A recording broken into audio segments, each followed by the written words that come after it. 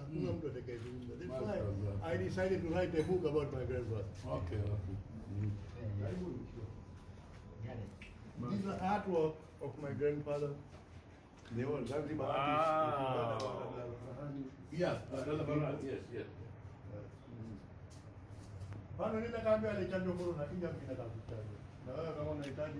I love all the pictures. It's beautiful. This is not our creation. This is what our grandfathers created it.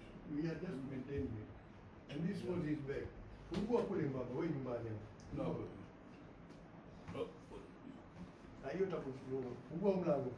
Oh, yeah.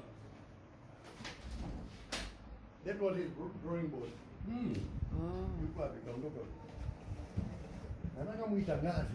Huh? YouTube. Yeah, right. Yeah, I'll do that. Right. Now and then, Your grandfather, your grandma. He was born in city. Well educated. Our grandmom was from. What is that? Oh, Antonio Cho. Pause. And these are his qualifications. Yeah. Hey, wake up, Ale. I love using your pause. Okay. Yeah, my name is Permukh Hoogan. I am the grandson of Ajit Singh. Ajit Singh was the government architect in Zanzibar from 1936 to 1965. He came here from India. Actually, he was supposed to go to US. Here he came to visit his brother-in-law and sister was married here in Zanzibar, the narration. But fortunately, they saw his efficiency, the colonial government, and they convinced him to work in Zanzibar. And later on, they convinced him to take corresponding course through post office and take the degree of architect. In 1943, he qualified as an architect of Zanzibar. He replaced Sinclair, if you heard about Sinclair. So from 1943, he worked in Zanzibar till 1965. Yeah. And then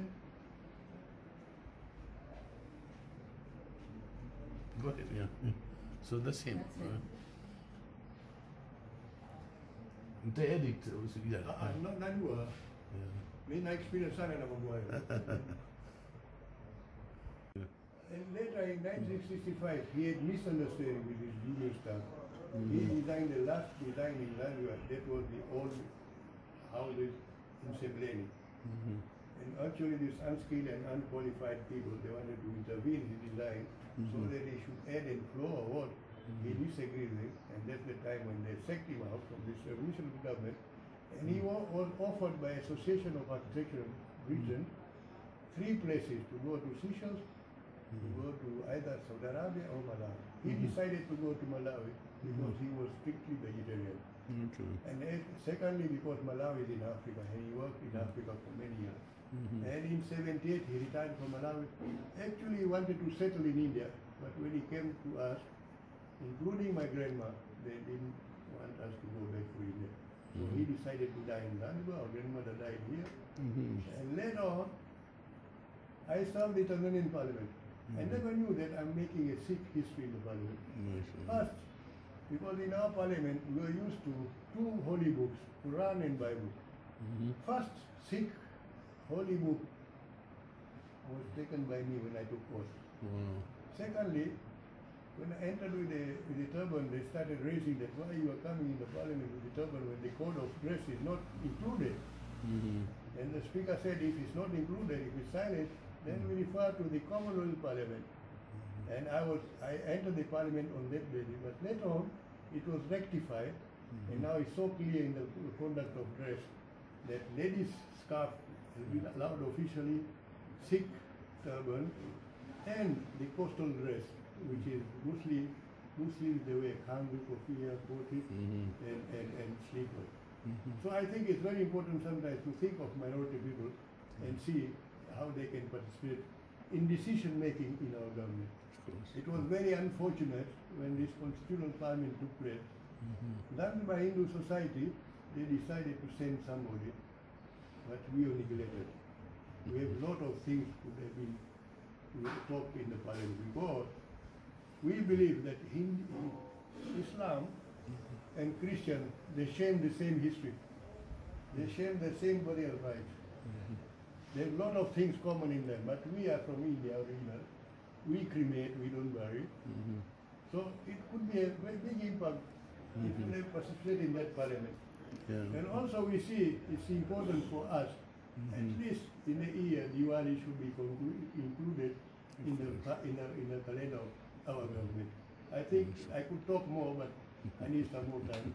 I was not prepared for this. I'm trying to show you in the art of Abdullah Farhan.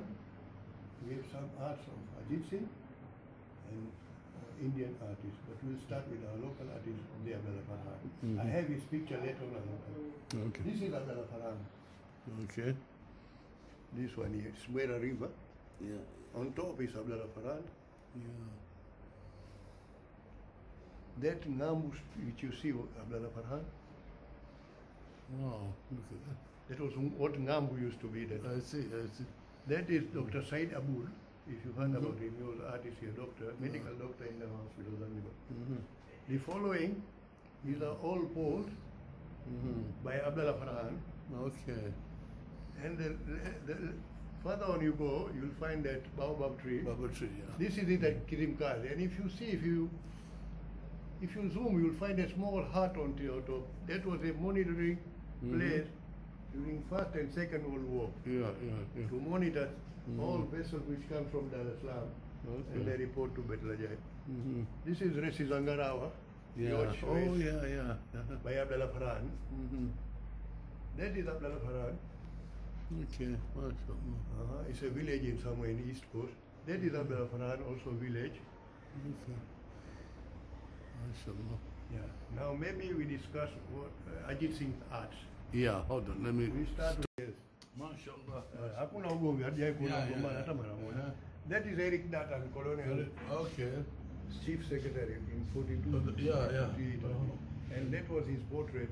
Okay. It was drawn by my grandfather. And he wrote his comment there. Okay. Now I'll tell you something about Eric Dutton. Sasa huyu ni Grandfather alizaa mama. Mamako ya. Alizaa mtoto. Alafu huyu si ndo nani? Huyu grandmother. Huyu memwona? I met Ndio la. Mimi huyu grandmother nimejua na ndo kwa kija hapo. Okay. Okay, that's what I thought. Ile American Library Zanzibar. Ana mzee ile. This was his private office. Alikuwa anafanya kazi zake private. Yeah. Nenda ni tu. Yeah. Na passport you know? Passport zake. Passport zake. In British Empire. Mchanganyiko wa mama yetu nini? You are entitled British citizen. Akiwa alifanyia ubaya. This is interesting, Allah.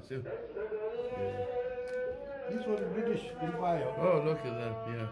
Huyu nani? Nadhani. Huyu ni sio yako wewe? My uncle, I think. Oh, your uncle, okay. Mashallah. Iko moja 1933 ilitoka. Oh. I think this one. Mwenyewe. Hii itakuwa na nani ya? Hii hapa, this is the passport which he brought him to Zanzibar. It was issued in Lahore. Okay. Which year? 33. 1933. 1933. Mashallah. Okay, put on pause. These are all his creations. He is done before. They're just maintaining what he has done. I'll show you his art, I'll show you local art. And the art is years. It's years. It's over 70 years old. You know? Yeah. We are trying to put value on this, if possible, to sell all this. We cannot maintain it, you know. Because we are going now. Yeah. We don't know the future. Let's take advantage of it. It needs to be put somewhere, you know what I mean? Like in a shop. Not a shop, but like a museum, you know? That's what I'm planning, but the problem is, you know, there are some grants in the world somewhere it's been given for private museum. I'm trying to negotiate with people. There's a big Sikh community in Toronto. Maybe I could see And if I could find somebody Yeah. That's why that would sponsor. I wrote this book about my grandfather and about me. It's online on Old Chicken.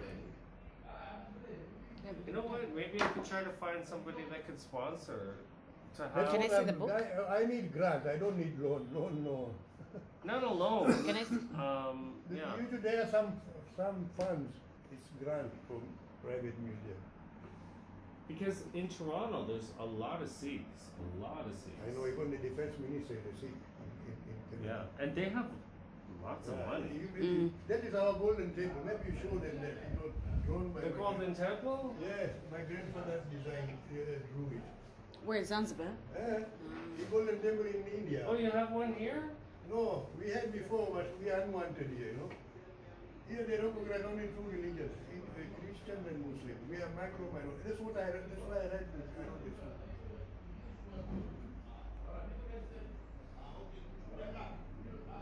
So what is this book about? It's about my grandfather, about me. It's online, you know. It's been published in France by Bull Publishers. It's online. You can find this book. And the title is The Unsung Architect Profile.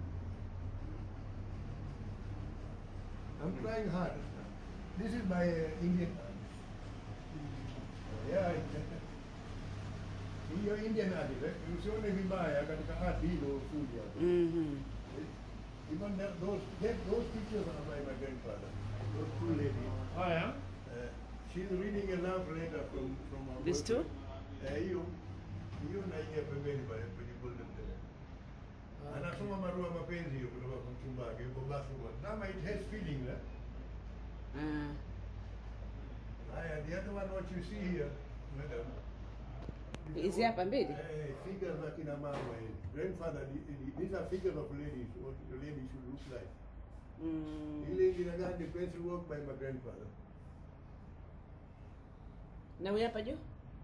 You're Indian artist.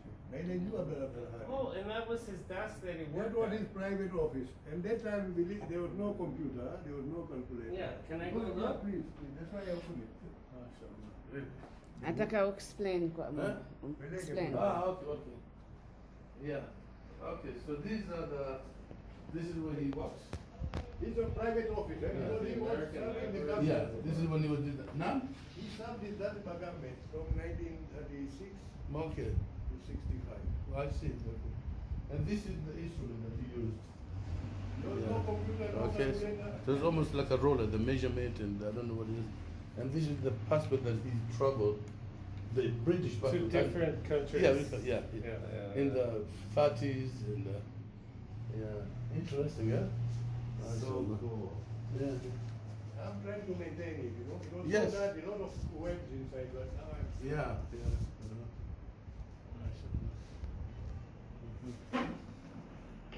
So, yeah. You see, these are question and answer about on architectural building and construction by Ajit Singh, my grandfather. Okay. He was draftsman when he came here, and the colonial people, they convinced him he should do architectural course through corresponding by post office. That time, there was no online things, you know. And we had no calculator at that time, no computer, no nothing. Those are instruments which he was used for making this design. And these are all, it's about 15 chapters. There's everything about architecture and all. This is when he was set for exam, and his professor convinced him, requesting that you should compile this so that it could go for a future, our future generation to use it, you know, as knowledge. They're all through his experience. We had a lot of good people in Zanzibar, but everything was messed up later. And he left Zanzibar, you know why? Because his last project after revolution was the old age buildings in Sebleni. Yeah. And when he designed, these local workers, they wanted to intervene in his design. And as a professional, he said, no, I disagree with you. So he had to leave. In fact, they sacked him. And he was given 3 offers, Malawi, Saudi Arabia, and Seychelles. He decided to go to Malawi because he was strictly vegetarian. Secondly, because he worked in Africa, and Malawi was part of Africa. So he thought to work in African continent, it would be much easier for him than going to Seychelles and Saudi Arabia. These are contexts of all this book. We had these people in Zanzibar, but everything got messed up.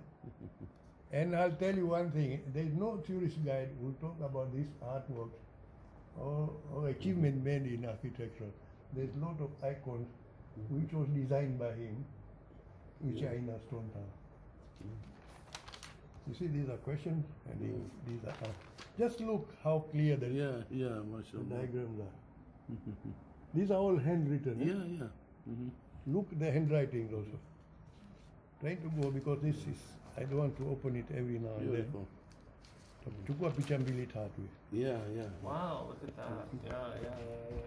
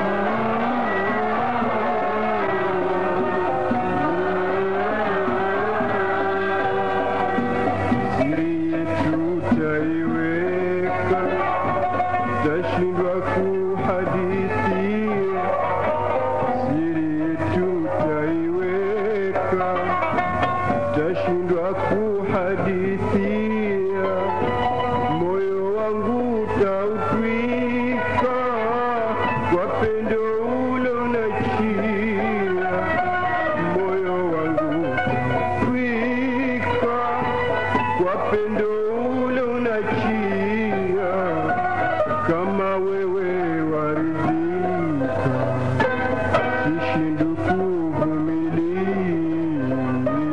kama wewe waridhika, sishindu kuvumilia.